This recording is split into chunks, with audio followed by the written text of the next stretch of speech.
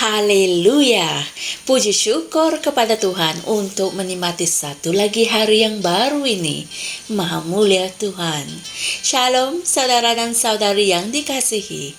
Tahukah kalian bahwa kalian mempunyai panggilan daripada Tuhan? Dan apakah panggilan itu?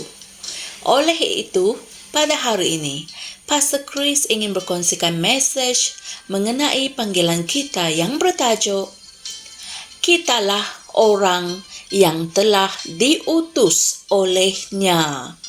Puji Tuhan. Saudara-saudari, mari kita renungkan bersama. Ayat Injil pembukaan dipetik dari 2 Korintus 5 ayat 19 yang berbunyi, Kerana Allah ada di dalam Kristus ketika mendamaikan dunia dengan dirinya sendiri, dengan tidak memperhitungkan pelanggaran-pelanggaran mereka, dan telah mempercayakan berita pendamaian itu kepada kami. Inilah firman Tuhan. Setiap orang Kristen dipanggil ke dalam pelayanan pendamaian. Haleluya! Ini bermakna kita dipanggil untuk menjadi pemenang jiwa, yaitu penyelamat jiwa. Dan dalam melaksanakan pelayanan pendamaian kita tidak bersendirian. Tuhan bekerja dengan kita, meneguhkan firman itu dengan tanda-tanda yang menyertainya. Amin. Kita adalah saksi-saksinya kepada dunia bahwa Yesus adalah Tuhan yang menjadi manusia. Dia mengutus kita ke seluruh dunia untuk memberitahu mereka bahwa Allah tidak memperhitungkan pelanggaran mereka terhadap mereka. Tidak ada seorang pun di bumi hari ini yang menderita atau masuk neraka kerana dosa-dosanya. Kenapa? Ini kerana Yesus sudah membayar penalti penuh untuk dosa semua orang. Amin. Adakah ia bermakna dosa itu diizinkan? Sesungguhnya tidak. Tetapi, ianya penting bagi kita untuk melihat dari sudut pandangan Allah dan melakukan sesuatu dengan cara yang betul. Haleluya. Adakah kamu tahu bahwa Yesus telah pergi ke neraka? Dia melakukannya bagi pihak kita, kerana dosa-dosa kita telah diletakkan kepadanya. Dia telah menderita, supaya tidak ada manusia yang perlu menderita. Satu-satunya sebab bagi seseorang akan dikutuk dan pergi ke neraka adalah kerana kejahilan dan penolakan keselamatan dalam Yesus Kristus. Maka mereka akan menghadapi penghakiman kerana mereka tidak menerima apa yang telah dibayar untuk mereka, yaitu pengorbanan darah Yesus.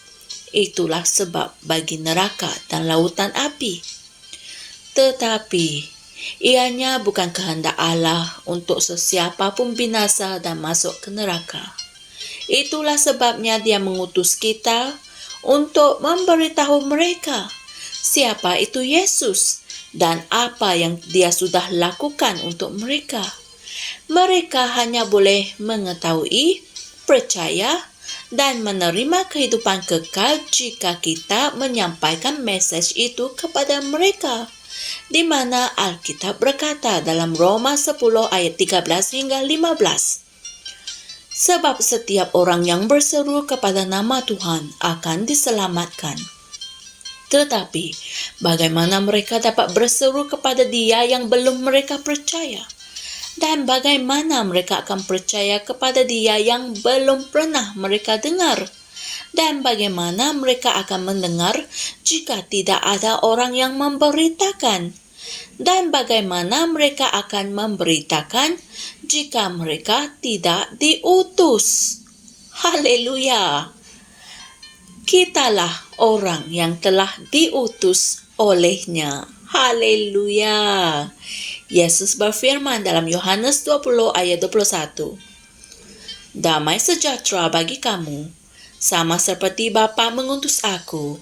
Demikian juga sekarang aku mengutus kamu. Haleluya. Kami membawa mesej kasih, keselamatan, dan kebenarannya. Amin. Saudara dan saudari sekalian, mari kita sama-sama membuat pengakuan ini. Hari ini, melalui aku, terang Allah bersinar dengan sangat terang, membebaskan manusia dari kegelapan kepada terang, dan dari kuasa syaitan kepada Allah.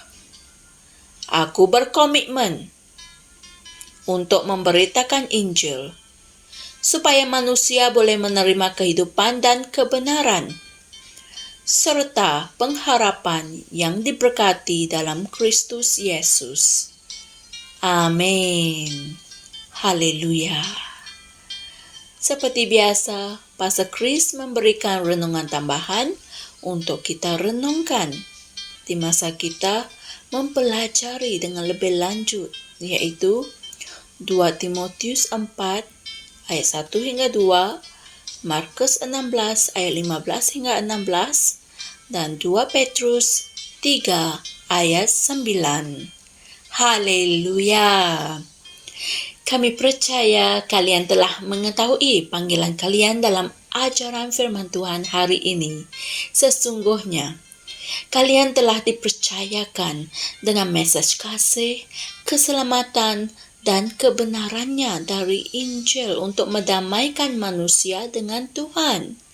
Tuhan tidak ingin melihat manusia binasa, dan Dia bergantung kepada saya, kepada kamu, kepada kalian untuk bekerja bersama-sama dengannya, untuk membawa manusia datang kembali kepada Tuhan. Masa itu singkat, saudara-saudari. Tidak lama kemudian, Tuhan Yesus akan datang semula. Oleh itu, ayo kita selamatkan jiwa-jiwa orang di dunia ini dengan secepat yang boleh dan dengan bersungguh-sungguh.